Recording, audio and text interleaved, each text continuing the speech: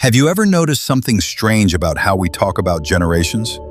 People constantly argue about boomers. They analyze millennials. They study Gen Z like it's some kind of ongoing experiment. But there is another generation that quietly sits in the background. A generation that rarely asks for attention. A generation that helped build the modern world, but is often overlooked. That generation is Generation X. Born roughly between 1965 and 1980, they hold a unique place in history. Many are experienced co-workers who solve problems quietly, parents who value privacy, adults who live through the shift from analog to digital life. And something about that experience deeply shaped how they think. To understand Generation X, you need to start with something simple: an empty house. Imagine the late 1970s. School is over. You are 8 years old. You walk home, unlock the door, and step inside. No phone, no messages, no tracking, no instant way for anyone to check on you. You make a snack, do your homework, you wait. For millions of kids, this was normal life. Many Gen X children spent long hours without supervision.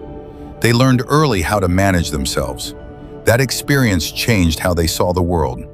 When you handle things alone, you start depending on yourself. Self-reliance becomes part of who you are. But that wasn't the only lesson.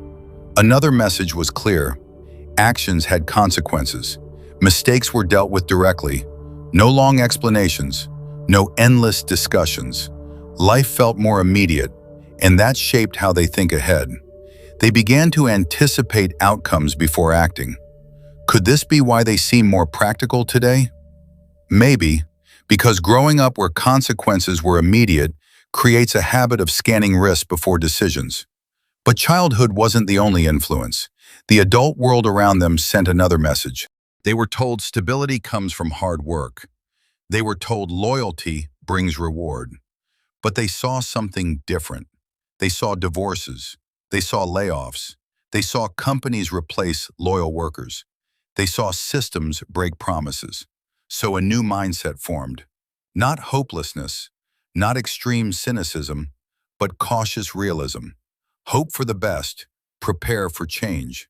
That became emotional protection. Expecting less often felt safer than expecting too much. This also explains why many Gen X people are quieter online. It's not that they don't understand technology. Many helped build it. But they grew up when privacy was normal. Mistakes didn't stay forever.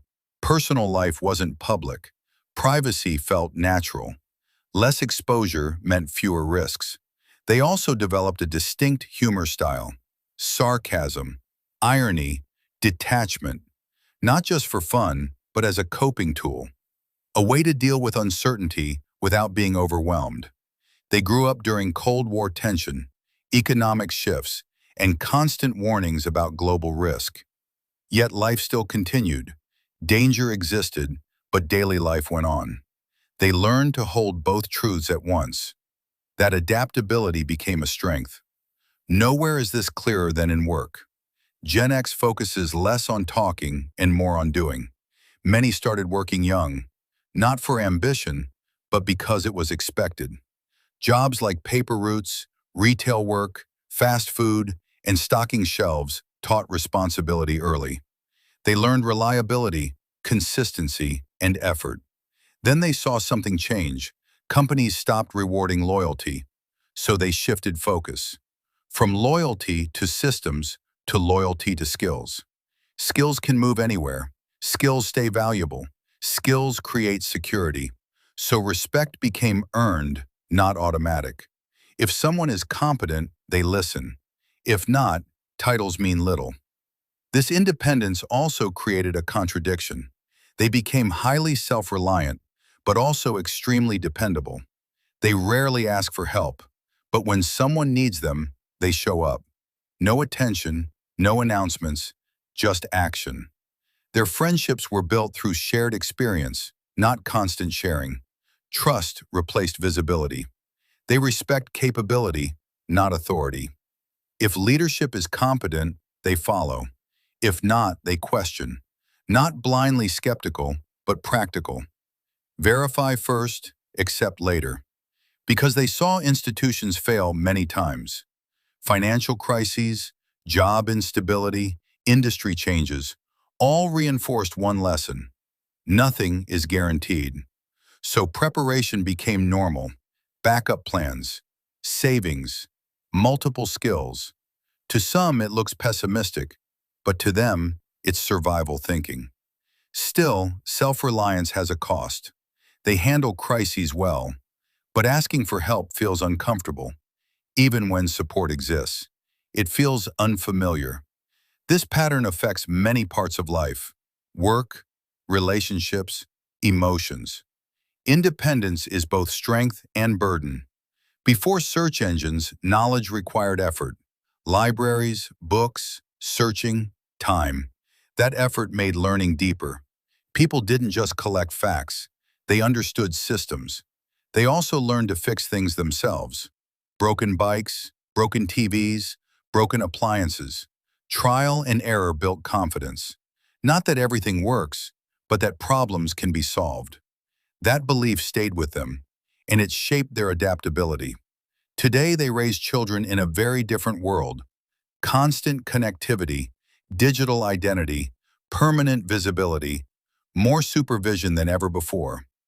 Many Gen X parents try to give their children what they didn't have: more attention, more support, more safety. But they also wonder, did struggle build strength?